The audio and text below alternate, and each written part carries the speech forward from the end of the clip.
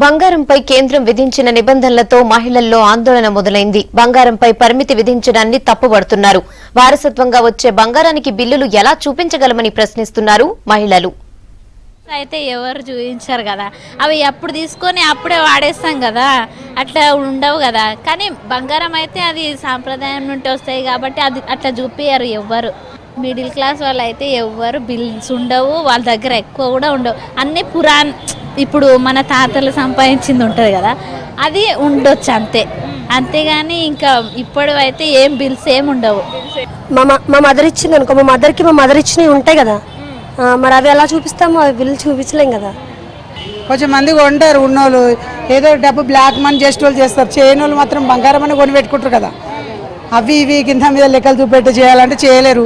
చదువు ఉన్న వాళ్ళు ఉంటారు, లేని వాళ్ళు ఉంటారు. ఏదో బంగారం కొని పెట్టుకుంటారు, కొంచెం రేట్ వచ్చినాక అమ్ముకుంటారు. అందరూ ఒక తీరు ఉండరుగా.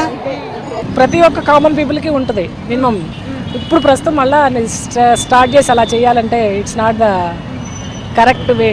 అది హైలీ ఇంపాసిబుల్. ఎక్కడో పూర్వకాలం నుంచి వస్తుంది మనకి. How it is possible? ప్రస్తుతానికైతే ఉండదు.